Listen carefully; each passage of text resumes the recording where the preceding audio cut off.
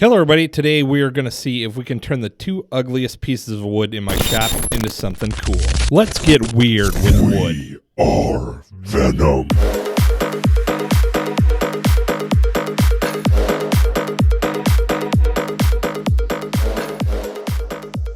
Oh, I've been waiting for this one for a long time. About a year ago, a customer called me up and asked me if I could do a Spider-Man/Venom inspired table. I said yes, but it was one of the times where I was truly stumped. I had all these different ideas bouncing around inside my head, but none of them seemed right for this table at that time. So for a whole year, I was kind of stuck in my head with this table, thinking there was no way I could make it as cool as I wanted to make it. I've had zero problem throwing all of my time at something just to build something cool. And there were so many elements that I wanted to mix, but I couldn't because I didn't know how to do them. Nobody knew how to do them. And about 4 months ago, I got a really big problem. I decided how to do the Venom table, and it was going to be really complex, but I was not worried about it at all. And I know that probably sounds like a good thing, but to me, it is not. Part of taking all this on was kind of the thrill of that, and now it's kind of gone. It's just like, hey, I got this super complex thing to do. I'll figure it out. So now I'm going to be taking on some new challenges that, once again, give me the heebie-jeebies. So look out for some big changes happening here at Screaming Donkey Woodwork. I'm still going to make cool stuff. It's just going to be at a different pace, and I'm going to just do some different stuff. I think this change was really set into motion by the Harry Potter themed table, which is for sale, by the way, if you want it. But I really feel like that was the first time where design became more important to me than learning all the new processes. Oh, don't get me wrong, I wanted to make cool stuff for my clients every single time, but the idea of doing something new always kind of trumped the idea of just repeating the same cool idea over and over again. So now that I know how to do all that stuff, I'm just going to focus more on the design side than I am going to on the learning stuff side. Don't get me wrong, I'm not trying to say that I'm some master woodworker now. I don't even think I'm a good woodworker now. I just want to do some things that maybe scare me a little bit. And I definitely want to get better at the design side. So I'm going to try to do both of those at once. So after milling up everything on the CNC machine, I didn't really mind too much if there was still a little wave left in it because I was going to take it down to be super thin. And that decision came back and bit me in the ass. See, right before this, I did the Harry Potter table and the Alien table in a very similar fashion, gluing maple to walnut. And they were totally awesome, but they were way too thick and way too heavy. That's part of that design focus I was telling you guys about. Thick and heavy. Initially, I thought that was always good, but as I did those two, I realized like these are just too chunky. They don't look good because they're so thick. So here the goal was really to keep it under 2 inches. Giggity. So after we got it glued up, I started to carve in a CNC pattern. I actually created this pattern from scratch. Bullshit. And when I say from scratch, I did like everybody else. I copied a similar work and then retraced it and drew some different lines in it and added my own elements. But I paid for it. I paid for what I was taking with the licensing fee and everything. And contrary to popular belief, I do know how to use wrenches. Here I'm using 2 of them to remove the router bit in my CNC machine. And this time I'm taking it out to put in the flattening bit. And this is a really cool bit. It's about 1 3/4 and it's got 3 different carbide cutting heads on there. So when one edge wears out, you got 3 more to use. And you would think that that would make this last a really long time, but it doesn't compared to, say, a jointer, because you have 3 carbides there where you have like 30 inside the helical head of a joiner. An aggressive cut for me on this is about 1/15 of an inch. And with most of the stock I get, I can flatten a board out in about 2 passes. Now this was already mostly flat, so I did a couple of extra passes to get it to the thickness that I wanted to get it to.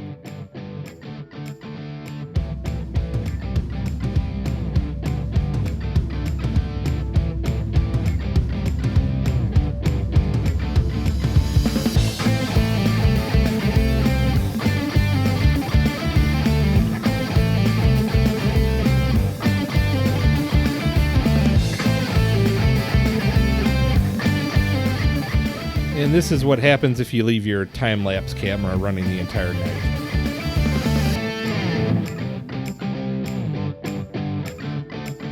All right, time to carve out the walnut that'll go over the maple.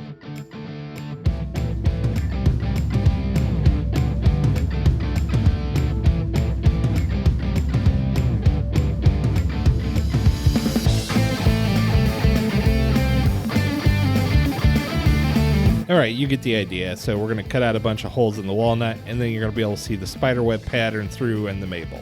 And here I'm just adding some black Wisebond tabletop epoxy to the voids on the maple. Wisebond. I'm looking more here for the design element for making something kind of cool. So what I want is a table that not only gets people to come over and go, oh, wow, that's pretty cool, but to come over and have it blend in with the environment pretty seamlessly. Now, doing a big red and blue Spider-Man table might have been cool. I've even seen some artists doing some airbrushing, and then they cover the airbrush with clear epoxy, and I think that's pretty cool, but what I really wanted to focus on here was the actual design itself. I wanted the tabletop to be the focal point as opposed to the artistry within the tabletop. And this shot gives great contrast to that because the Goonies table is exactly the opposite of this. Now, if you saw the alien table, you'll know that I cursed that I did this part in the last one where I rounded over the edges. And that's because I ended up introducing a whole bunch of air bubbles in by doing this. See, air doesn't typically escape out through the long grain, it escapes out through end grain. And whenever you're rounded over, you're introducing a whole bunch more end grain to your project. But I knew the solution was just to seal the roundovers, so I knew I wasn't going to make that same mistake twice. Here I started to get a good feeling for what the end product would look like, and I was pretty happy. Happy enough to actually start the glue up. Doing this is so much more relaxing and fun than I ever thought it would be. And it's not just doing the work, and it's definitely not doing the glue ups. I think that looking for ideas is one of my favorite parts now too. I actually have to say that I probably would have never made this had I not seen a video from Studio V. He did this like alien inspired lamp, and it changed the way that I looked at my woodwork. He does a lot of templating and hand carving versus what I do with the CNC, and his sense of humor is quite a bit less overt than mine is.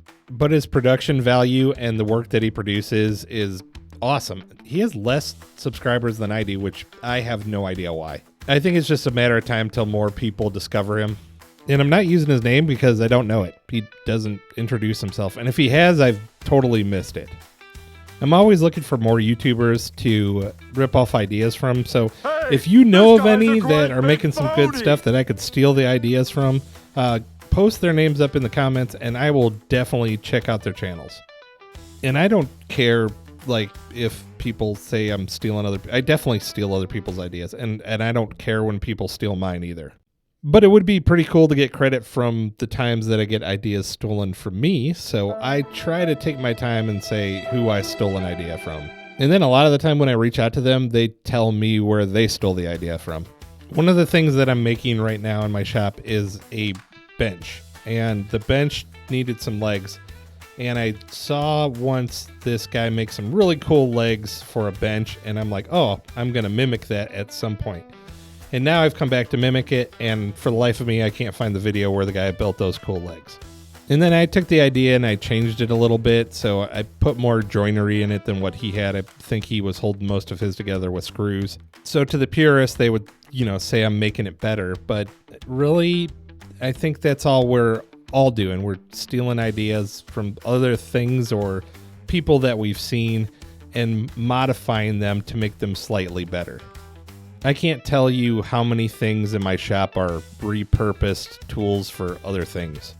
I have a boom arm in there for my vacuum that's meant for washing horses. But I got the idea originally from putting the boom arm in from Lincoln Street Woodworks. He made his own and made it out of a sheet of plywood, and it just looked like a lot more work than it was worth. Then I found one for $150 and did kind of the same thing he did, but without building it. I will buy over build any day of the week when it comes to my tools. There's lots of plans out there for flip tables, but they're like $200 on Amazon. So to me, it was worth not spending a whole day building them and paying $200.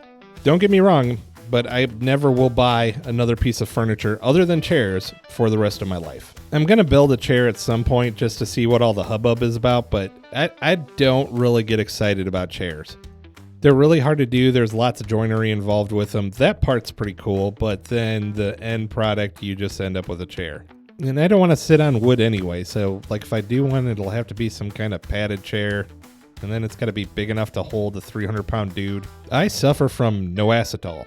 So that's probably the primary reason that I don't get excited about chairs, because I'm not going to sit on something wooden. My butt's so bony, you could put some grain on the chair and I could make some flour for you. All right, if you were paying attention, you saw that I painted on some of the epoxy first. I used the same Wisebond deep pour epoxy that I'm using to do the pour now. And all I do with that is I paint it on the day before. So I paint it on, give it 24 hours, and then I come back and do the deep pour, and hopefully that will seal up everything on those rounded edges so that I don't get any air bubbles leaking out into the table again. I'm not kidding anybody, there's always going to be some, but this will dramatically reduce the amount. Looks pretty cool, right? Yeah, as per usual, you're wrong. The customer is always right in matters of taste, but your taste can be wrong too. All right, there's a whole group of people that hate epoxy tables and just talk mad shit about them. And I am one of them. Well, I hate this look. See, the deep pour is above the wood, and the wood now looks like it's under a coat of plastic. And it's a cheap piece of walnut that was an offcut from another table that I chopped up into more pieces and glued together. But damn it, a lot of work went into that piece of walnut to make it pretty again. And there's some stupid bubbles. I do flood coating every once in a while when I kind of have to. But it doesn't mean I like it. Every time I do it, I hate it. Look at that shitty seam. If I'm going to do all of this work to make it look as nice as I do, I want to be able to feel it too, because part of the allure of wood is the feel of the wood too. Now, and if you're wondering what I'm doing here, there's bubbles, and this is how we get them out. We drill them out. It'll never be perfect ever again after you do this, but it does look so much better than having just random bubbles in it. In that shitty seam that I was complaining about, you can see how small it is with comparison next to the drill bit now. And you know, that little seam is going to drive me so crazy for the next 2 years that anytime I do an end-to-end glue up, I'm going to think it through 1,000 different ways. I know it happened. It pulled apart a little bit just because the epoxy tends to pull on things, and then it pulled it apart, and then some epoxy seeped in there, and then it looked really bad. But am I beating myself up over nothing? Because there's nothing I could do about taking these bubbles out, and I could tell where I did those too. So here I decided I wanted to round over the corners, and the paint can had about just the perfect radius of what I was looking for. There are definitely better ways to go about doing this because I actually have a CNC machine and I know how to make templates and use a template bit. However, I did get really good with keeping a belt sander vertical. Now, how does one get good at holding a belt sander vertically? See, what you do is you mix epoxy with some sand on the end of a table and try to cut through that with a saw. And once you realize while the concrete saw made its way through it that it was completely uneven, you realize that the only thing you can do is get really good with a belt sander. So 10 hours later, bada boom, bada bing, you are an expert in holding a belt sander vertically. I highly do not recommend that anybody become an expert in a belt sander. And even though Stumpy Nubs talked shit about me wearing sandals in the shop the other week, I'm with him on this one. You should never use a belt sander unless you absolutely have to. Or you have developed expert skills at that belt sander. No, I was just actually thinking back to my earlier projects too. Yeah, there was a issue with me pre-flattening things that also caused me to get pretty good with that belt sander. So for entertainment purposes, we skipped over all but the wet sanding. And our progression there is 80, 150, 240, 320, 400, 600, 800, 1,000, 1,500, 2,000. And the wet sanding starts at 400. And then I use the 3M heavy cutting compound with a heavy wool pad that this one like shed all over the place. So unlike me, read the Amazon reviews before you buy your wool pad. I actually think I've done more of these polished clear epoxy ones than anyone else at this point. And if not, I'm definitely in the top 10. So I'm going to drop my most serious tip for doing this properly here right now. If you're having difficulty achieving the same level of clarity that I do, it's not your cutting compound. It's your willingness to finish it and realize there's a couple of swirl marks in it and then refinish it. I can tell you on a couple of tables, Becca and I did this 4 or 5 times. And that's just normal for us. We do it out all the way and then realize there's a problem and go back and do it again. The other thing I could say is throw your wet sanding pads away quickly. You can do about a 2 square foot space with a wet sanding pad, and then you got to get a new one. They don't last nearly as long as you want them to. And the last tip I can give you is you're going to have to spray water into it to get the cutting compound and the polish out of it. And you have to do it immediately after you're done polishing. That, or you could just use a super closed grain wood. But even then, just remember that polish cleans off with water. All right, we finished all of our tables with a nano coat. We've actually moved to a different nano coat now.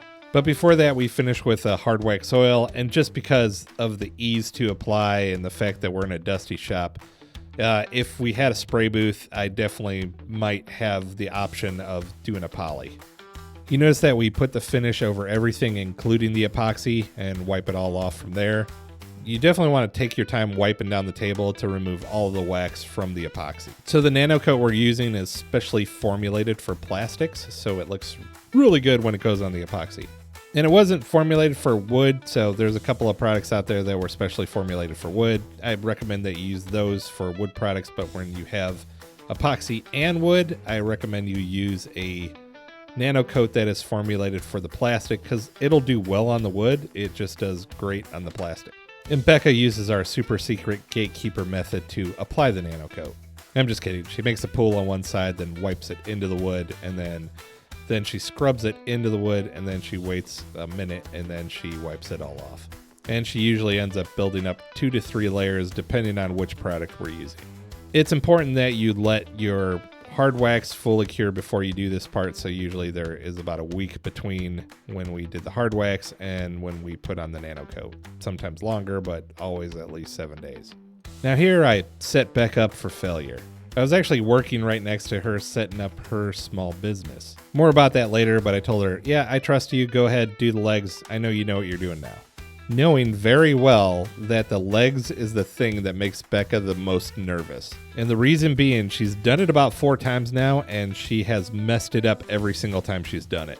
See, with these particular legs that we use from Floyline, the slots are too small. Like, they should have made them just a little bit bigger. They have like 1/4 of a millimeter room for error, so if you slightly off-center it, your insert is not going to line up with your screw, and you're not going to be able to put the screw in. So every time she does these legs, she double-sided tapes those legs on there to make sure that they are perfectly aligned. And if you get even the tiniest amount of drill drift, your hole is going to be misaligned. So if I was worried at all about her messing these up, I probably should have bought her one of those like tabletop drill presses. But I don't, because she needs to learn to get better. And if you missed it right there, Becca just realized she made a big screw up. You don't see her face, but let's play that body language back.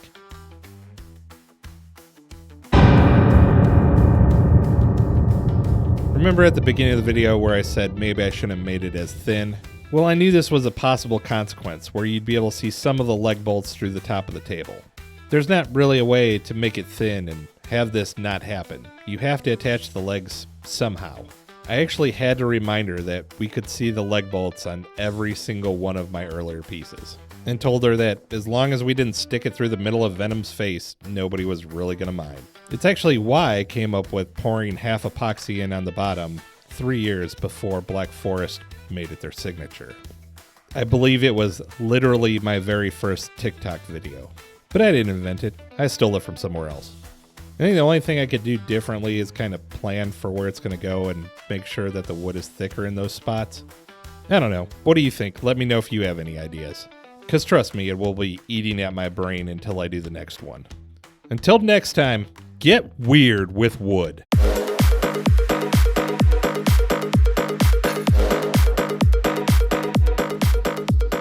If you stuck around this long, why not watch some of my other videos where I act like I like my audience? What else are you going to do? Practice your Venom voice. Question why you thought Tom Holland's butt looked better than Brie Larson's. Keep wondering if Tom Hardy thought the same thing. Pull a Tobey Maguire and shoot web all over yourself.